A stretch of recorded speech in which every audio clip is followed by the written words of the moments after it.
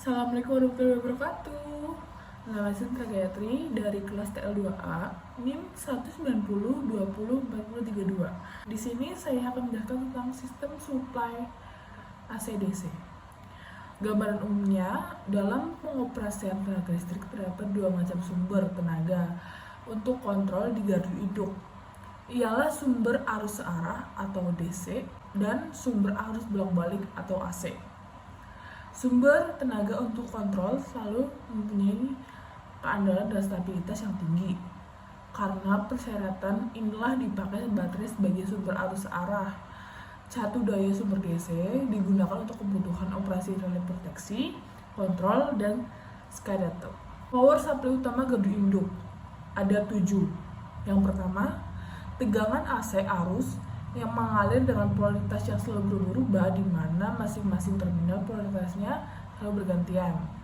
Yang kedua, tegangan DC arus yang mengalir dalam arah yang tetap atau konstan di mana masing-masing terminal selalu tetap polaritasnya. Yang ketiga, genset, sebuah alat yang digunakan untuk memproduksi energi listrik dengan merubah energi mekanik menjadi energi listrik dengan menggunakan prinsip induksi elektromagnetik.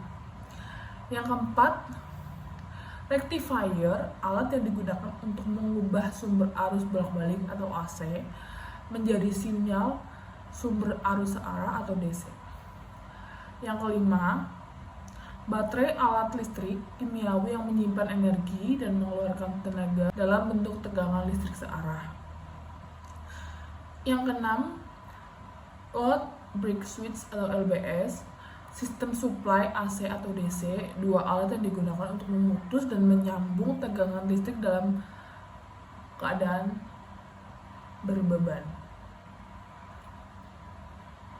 Yang ketujuh atau terakhir, mini circuit breaker atau MCB, alat yang berfungsi untuk memutus hubungan listrik yang bekerja secara otomatis apabila ada arus atau beban yang lebih yang melebihi kapasitas dari MCB tersebut. Instalasi sistem AC ada 3.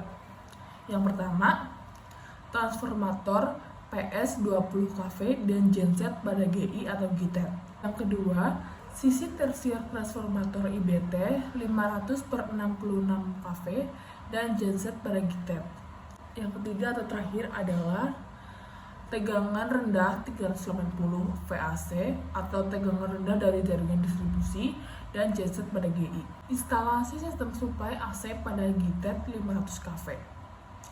Untuk mendukung sistem operasi yang andal pada GTET 500 kV perlu didukung oleh power supply PS yang andal pula. Maka dari itu, pada GTET supply AC untuk pemakaian sendiri dipasang berlapis mulai dari trafo earthing 66 kV atau 0,4 kV, trafo 20 kV atau 0,4 kV, dan genset dengan pasokan supply AC. Selanjutnya adalah sistem otomatisasi. Supply AC pada suatu instalasi gardu induk merupakan fasilitas pendukung yang mutlak ada dan merupakan peralatan penting bagi kelangsungan operasi suatu gardu induk, baik untuk sistem kontrol maupun untuk sistem penggerak peralatan di gardu induk harus mempunyai keandalan yang tinggi dan kondisi siap bila diperlukan.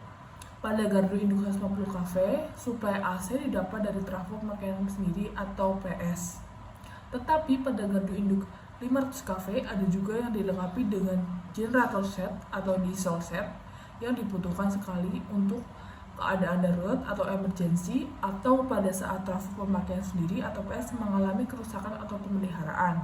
Dalam pengoperasian, sumber-sumber suplai AC ini dioperasikan secara bergantian atau sekuensial sesuai kondisi dan SOP setempat, baik secara manual maupun secara otomatis menggunakan change over switch. Instalasi sistem suplai AC pada GITT atau 140 kV ada 4. Yang pertama, kelompok suplai AC untuk penerangan, sanitasi, dan pendingin ruangan gedung. Yang kedua, kelompok suplai AC untuk rectifier atau charger. Yang ketiga, kelompok suplai AC untuk panel kontrol. Yang keempat atau terakhir adalah kelompok suplai AC untuk switchgear. Oke, sekarang kita memasuki part instalasi sistem DC. Ada 3. Instalasi sistem DC 250 volt, yang kedua 110 volt, dan yang ketiga 48 volt. Instalasi sistem DC 250 volt. Instalasi sistem DC 250 volt digunakan untuk menyalurkan suplai DC 250 volt yang dipasok dari rectifier atau charger 3 fasa serta dihubungkan dengan baterai untuk mengoperasikan peralatan pada instalasi gardu induk seperti motor-motor atau PMT dan PMS, relay proteksi atau instrumen-instrumen.